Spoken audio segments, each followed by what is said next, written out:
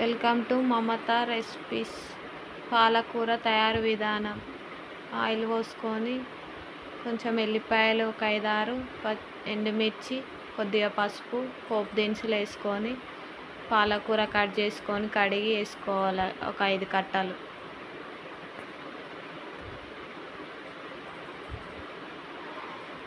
పాలకూర పిల్లలకి హెల్త్కి చాలా మంచిది. ఇలా చేసి పెట్టండి, బాగా తింటారు పిల్లలు. కొద్దిసేపు ఉడికినాక 1 టేబుల్ స్పూన్ కారం, టేస్ట్కి తగినంత సాల్ట్,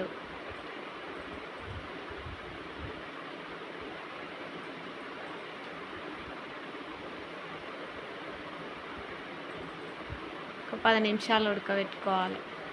కారం ఉప్పు వేసుకున్నాక ఉడికినాక స్టవ్ ఆఫ్ చేసుకోవాలి. పాలకూర కర్రీ తయారైపోయింది. సూపర్ టేస్ట్ ఉంటుంది, చేసుకొని తినండి.